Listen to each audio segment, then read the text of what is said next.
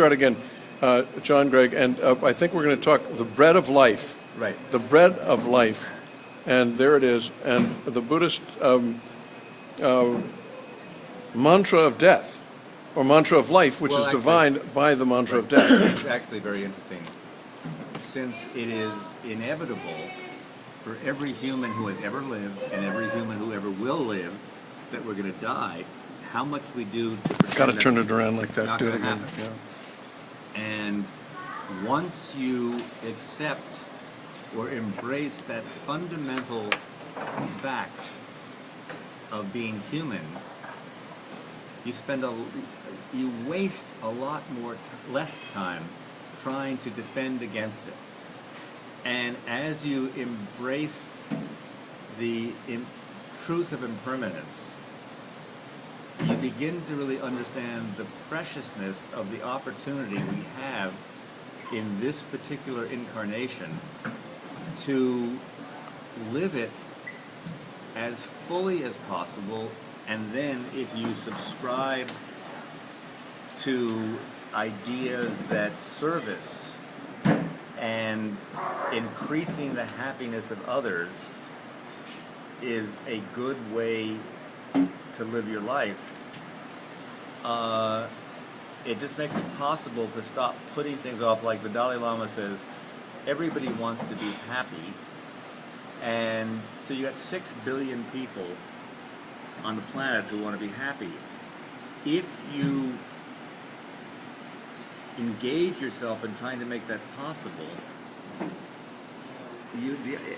helping other people tends to make everybody happy, and so the odds will go up. Instead of trying to make yourself happy, if you help everybody else, the odds are 6 billion to 1 that you're going to be happy. But helping others is a vehicle for being happy yourself. Well, I think it absolutely is. I think there's aspects of true motivation. Now, I think if you go into it, this is the bread of life that I'm chewing. If you go into it with that motivation, you end up, in a way, keeping score, or you get to a situation like, wait a minute, I'm trying to make you happy. Why the fuck aren't you happy? Now, be happy now. I mean, I'm doing all this work to make you happy, and all it does is it perpetuates that illusion of control, that illusion that we don't have any control. No. And all you have to do, I have a friend, actually our former board chair, he lives at 92nd and 5th, and he stepped outside, slipped on black ice, shattered his leg, ended up with steel and pins in it. And I said, and you want to talk about control? And he was a senior partner right up the street from you at 45th and Lexington in a very fancy law firm. And he's very much, I shouldn't say that on screen, but he was very interested in really having control. And I think that the reason I mentioned to you earlier, the reason I give the talk about the relationship between studio practice and meditation practice is because if you take that desire for control into the studio, you cut yourself off. It becomes much too narrow and linear a thing, because if everything has to go, we're taking the artist or writer or whatever, you take in all this information through all your senses. If you insist that you be able to articulate it all, and that it all has to go through the brain and out the mouth, you are cutting yourself off from all sorts of magic and all sorts of mystery. It's like that expression, if you can define God, you've got the wrong one. Yeah. Good. Very good. Bread of life. Yeah, and so that, or there's all sorts of, people, because I like this stuff, people give me quotes, and I just got one from Nam Gabo, and it was, true creation begins when you cease to be. And the terrible stuff, like I now hear from people here that in MFA programs in the visual arts, they're asking people to take creative writing classes to better articulate your work. And I'm saying, wait a minute, the fucking work's the articulation. If you have to put in an artist statement to explain to somebody what you've done, Your work isn't good enough. You haven't done it. You should take a picture. Yeah, I mean, you know, if like I told you about this poet who was just here, Jerry Stern. As a favor to me, because we were talking about it, he read a poem he wrote about Soutine, and you felt from that poem that you were standing in the middle of a Soutine painting. It had such crashing intensity and passion and chaos in the language, and it's the same thing. We had this. That's the grass of life. That's the crouton of life. A crouton of life. As opposed to the crucible. But I don't know if Gary told you about his literature and translation program. No, I did not. He has been bringing in, like we had the most prominent poet in Poland here, and you know, we've had a number of Chinese poets here, and at one point, actually even before him, we had Joseph Brodsky, who was a Nobel Prize-winning poet, and listening to the poets read in a language you don't understand, you can still get a tremendous amount of an emotional read on what's going on. And we did this in May when we were in Paris. We went to see Shakespeare's Comedy of Errors at the Comédie Française. Nice. So they're doing Shakespeare in French. We don't know what they're saying, but it's like going to the opera without reading the subtitles. And you know, you just don't necessarily need. And this is the reason I was saying to you, you know, I'm interested in this whole idea of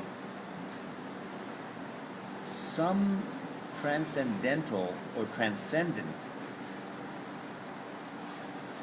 involvement in the creative process that goes beyond race, religion, gender, politics, economics, geography, age, culture, and just saying, you know, like we just spent the month of April in this Greek hill town.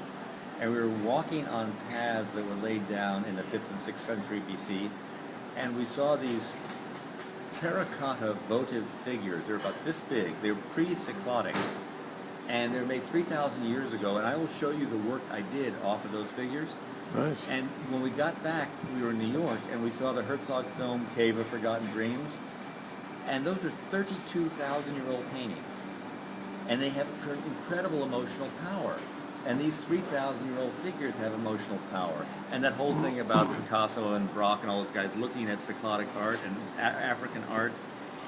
So one of the reasons we're trying to bring lots of people from lots of places is just to get past that identification of I am such and such, and just, you know, I am from so and so.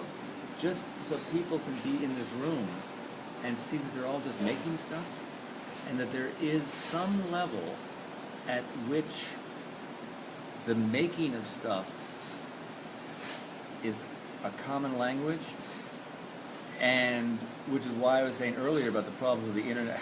Hello, web. You know, about the problem with the internet and the web. You guys have a recurring problem here. This is like some sort of fetish that you have about the internet. Well, no. You're probably treating it with more disrespect than you might, because you're up here in the most beautiful place in the world, completely isolated. We use it all the time, and I am on my laptop all day long.